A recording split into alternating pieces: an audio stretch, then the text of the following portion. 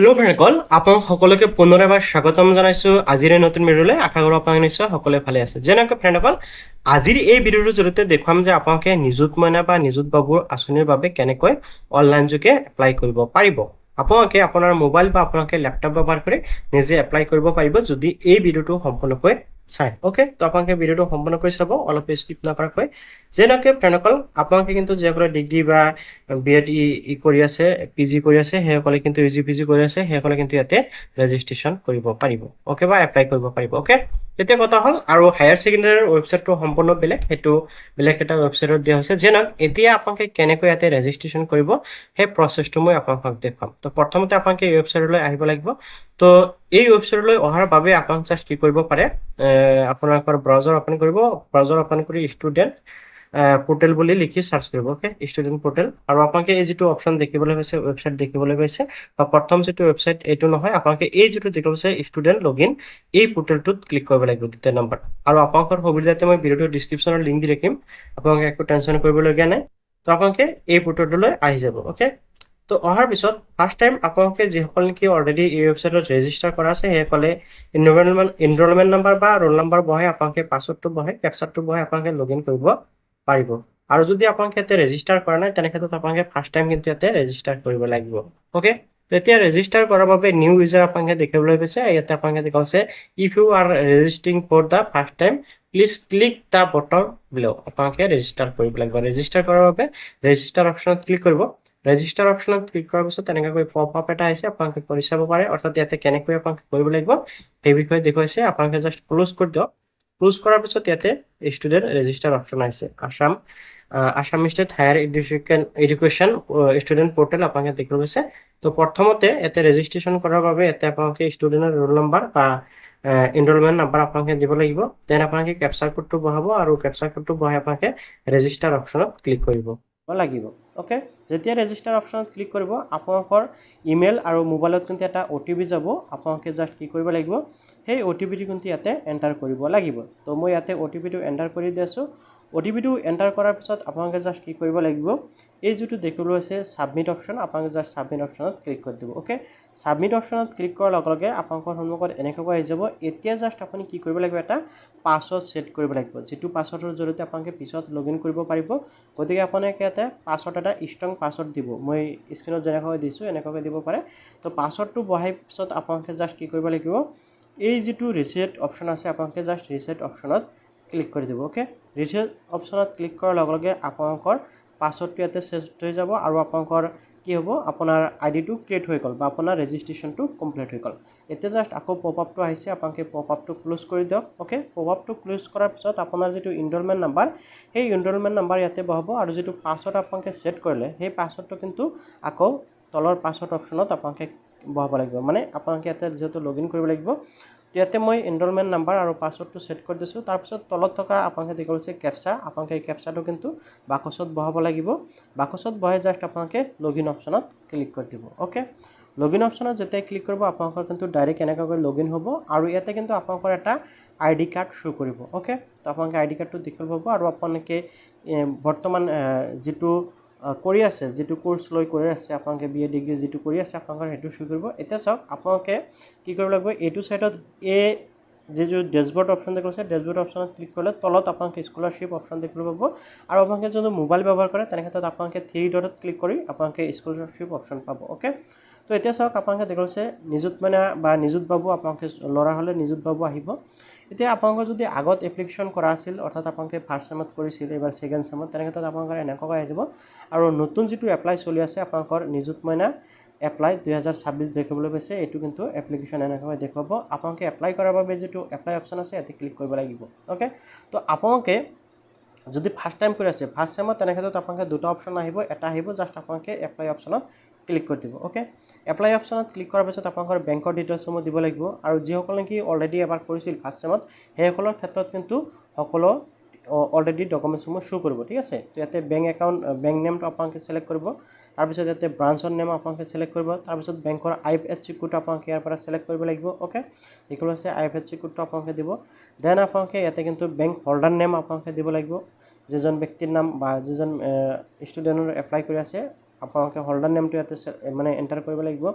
তাৰপিছত তলত আপোনালোকে দেখিবলৈ পাইছে একাউণ্ট নম্বৰ দিবলৈ দিছে ইয়াতে আৰু এইটো সাইডত আপোনালোকে দেখিবলৈ পাইছে কনফাৰ্ম একাউণ্ট নম্বৰ ঠিক আছে আৰু ইয়াতে কিন্তু কোৱা হৈছে যে আপোনালোকৰ আধাৰ কাৰ্ডৰ সৈতে লিংক হৈ থকা একাউণ্ট নম্বৰটো আপোনালোকে দিব লাগিব ওকে তো আধাৰ কাৰ্ডৰ সৈতে মোবাইল নম্বৰ কেনেকৈ লিংক কৰিব পাৰে সেই বিষয়ে মই অলৰেডি ভিডিঅ' বনাইছোঁ আপোনালোকে সেই ভিডিঅ'টো চাব পাৰে এই ভিডিঅ'টো ডিছক্ৰিপশ্যনত দি থম ওকে তো এতিয়া চাওক আপোনালোকে এনেকৈ দিয়াৰ পিছত স্ক্ৰল ডাউন হৈ আহিব স্ক্ৰল ডাউন হৈ আহি ইয়াতে চাওক আপোনালোকৰ পান ডিটেইল অৰ্থাৎ যাৰ বাবে এপ্লাই কৰি আছে সেইজন ব্যক্তিৰ কিন্তু পান ডিটেইলছ ইয়াতে পান কাৰ্ডৰ ডিটেইলছ দিব লাগিব ওকে তাৰপিছত ইয়াতে চাওক যদি আপোনালোকৰ পান কাৰ্ড নাই তেনে ক্ষেত্ৰত আপোনালোকে ক্লিক অন দা চেকবুক এই অপশ্যনটোত ক্লিক কৰিব লাগিব যদি পান কাৰ্ড নাই ওকে তো পান কাৰ্ড থাকিলে আপোনালোকৰ পেন কাৰ্ড নাম্বাৰটো ইয়াতে এণ্টাৰ কৰিব আৰু পেন কাৰ্ড নিশ্চয় আপোনালোকৰ আছে তো ইয়াতে পেন কাৰ্ড নাম্বাৰটো বহাই দিব এতিয়া আপোনালোকৰ আহিছে স্কলাৰশ্বিপ এপ্লিকেশ্যন ডিটেইলছ অৰ্থাৎ আপোনালোকৰ যিটো বৰ্তমান পঢ়ি আছে সেই ডিটেইলছসমূহ দিব লাগিব যেনেকৈ ডিগ্ৰীত আপোনালোকে ক্লিক কৰিলে আপোনালোকে কি কৰি আছে সেইটো আপোনালোকে দিব লাগিব আণ্ডাৰ গ্ৰেজুৱেট পোষ্ট গ্ৰেজুৱেট বা ITEP আপোনালোকৰ যোনটো হয় সেইটো আপোনালোকে কিন্তু ইয়াতে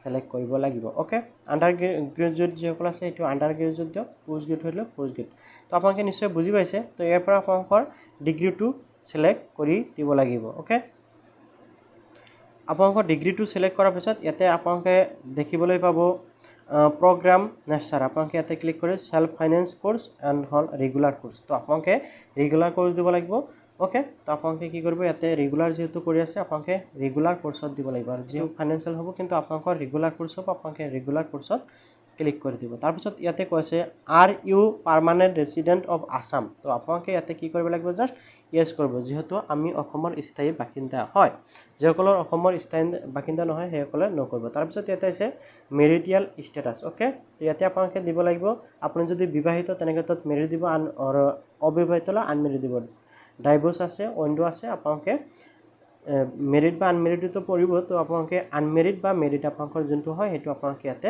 সিলেক্ট কৰিব লাগিব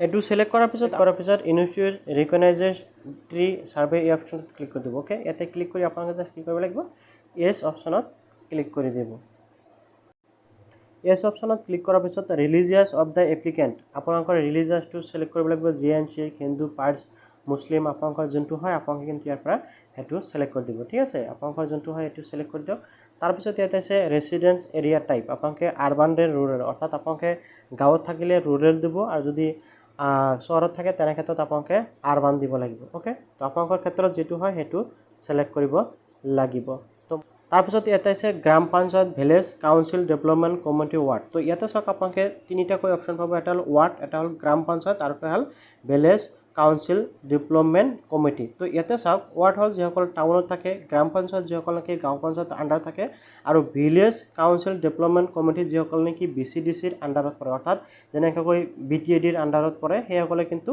এই 3 নম্বৰ অপশ্যনটো সিলেক্ট কৰিব লাগিব ওকে ভিলেজ কাউন্সিলটো সিলেক্ট কৰিব লাগিব তো আপোনালোকৰ যোনটো হয় আপোনালোকে সেই অপশ্যনটো ইয়াৰ পৰা বাছি লৈ সিলেক্ট কৰিব লাগিব তাৰপিছত ইয়াতে আছে ভিলেজ অৰ টাউন সিটি আপোনালোকে ইয়াতে সিলেক্ট কৰিব আপোনালোকে টাউনত থাকিলে টাউন দিব ভিলেজত থাকিলে ভিলেজ দিব সিটিত থাকিলে সিটিত দিব তো ইয়াতে আপোনালোকৰ যোনটো হয় ইয়াতে ভিলেজটো হ'ল ভিলেজটো সিলেক্ট কৰিব লাগিব এপ্লিকেণ্ট ডিটেইলছ ইয়াৰ পৰা আপোনালোকে ক্লিক কৰাৰ লগে লগে গোটেইকেইটা ডিষ্ট্ৰিক্ট ইয়াতে শ্ব' কৰিব আমাৰ অসমত যিকেইটা ডিষ্ট্ৰিক্ট আছে এইকেইটা শ্ব' কৰিব আপোনালোকে এইটো সিলেক্ট কৰিব দেন ইয়াতে আপোনালোকে ব্লকৰ নেম আপোনালোকে কি কৰিব লাগিব এণ্টাৰ কৰিব লাগিব এটো কিন্তু সিলেক্ট কৰিব নোৱাৰিব আপোনালোকৰ ব্লকৰ নেম আপোনালোকে সিলেক্ট কৰিব তাৰপিছত ইয়াতে আছে পুলিচ ষ্টেচন আপোনালোকৰ যেটো থানা হয় বা পুলিচ ষ্টেচন হয় সেইটো সিলেক্ট কৰিব দেন আপোনালোকৰ বিধানসভা সমষ্টি নেম নেম অফ LAC মানে আপোনালোকৰ বিধানসভা সমষ্টি নেম কিন্তু আপোনালোকে ইয়াৰ পৰা সিলেক্ট কৰি দিব লাগিব তাৰপিছত ইয়াতে দেখিছে name of institute from which pass আপোনালোকে কোনটো ইনষ্টিটিউটৰ পৰা পাছ কৰিছে সেইটো আপোনালোকে ইয়াতে দিব লাগিব ধৰি লওক আপোনালোকে ডিগ্ৰী পঢ়ি আছে তেনে ক্ষেত্ৰত কিন্তু আপোনালোকে ইয়াতে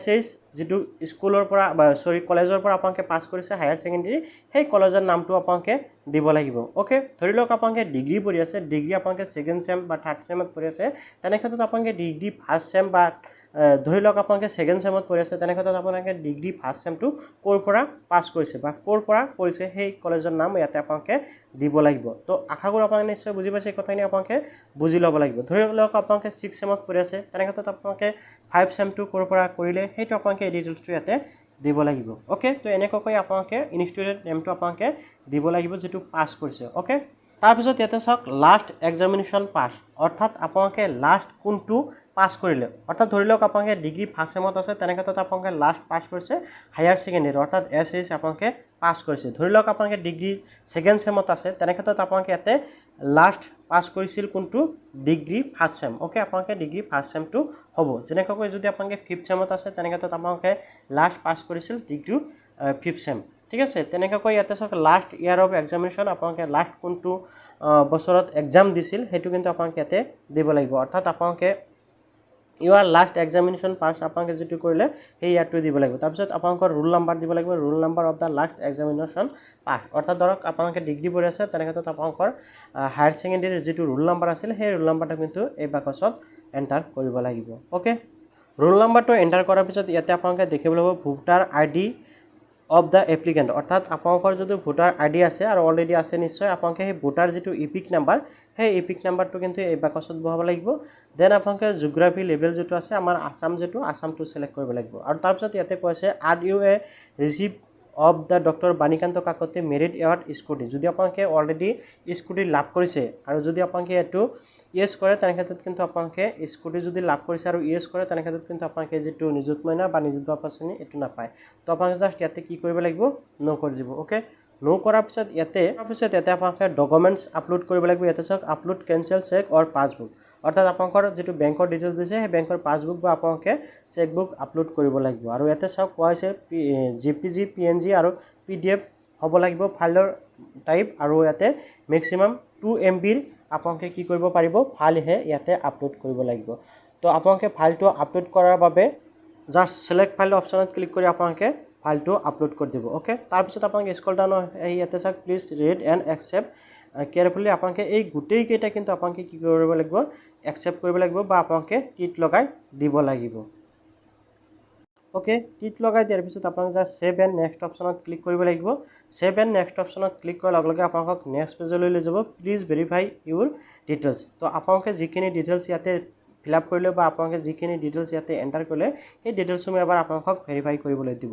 তো আপোনালোকৰ যদি সকলো ঠিকেই আছে আপোনালোকৰ এবাৰ ভালকৈ চাই ল'ব। যদি আপোনালোকৰ সকলো ঠিকেই আছে তেনে ক্ষেত্ৰত যদি আপোনালোকৰ সকলো ঠিকেই আছে ছেভ অপশ্যনত ক্লিক কৰিব। ছেভ অপশ্যনত ক্লিক কৰাৰ পিছত আধাৰ অথেণ্টিকেশ্যন অপশ্যন আহি গৈছে, অৰ্থাৎ এতিয়া আধাৰৰ জৰিয়তে অথেণ্টিকেশ্যন কৰিব লাগিব। যিজনৰ বাবে এপ্লাই কৰি আছে সেইজনৰ আধাৰ কাৰ্ডৰ নাম্বাৰ কিন্তু ইয়াতে আপোনালোকে এণ্টাৰ কৰিব। দেন আপোনালোকে চেণ্ড OTP অপশ্যনত ক্লিক কৰি দিব। চেণ্ড OTP অপশ্যনত ক্লিক কৰাৰ পিছত আপোনালোকৰ আধাৰ কাৰ্ডৰ সৈতে লিংক হৈ থকা মোবাইল নম্বৰত এটা OTP যাব। আপোনালোকে কিন্তু সেই OTPটো বহাই ইয়াতে ভেৰিফাই এণ্ড কণ্টিনিউ অপশ্যনত ক্লিক কৰিব লাগিব। অৰ্থাৎ আপোনাক ভেৰিফাই এণ্ড কণ্টিনিউ অপশ্যনত ক্লিক কৰি দিলোঁ। ইয়াতে চাওক ভেৰিফাই হৈ আছে, ৰিটাৰ্ণ ইউৰ ডাটা এনেকৈ এপ্লিকেণ্টছ হেভ এণ্ড ছাকচেছফুলি হৈ গ'ল। অৰ্থাৎ আপোনালোকৰ নিযুত মইনা বা নিযুত বাবু আঁচনিৰ বাবে যি এপ্লাই কৰিলে সেই এপ্লাই কিন্তু ছাকচেছফুলি হৈ গ'ল।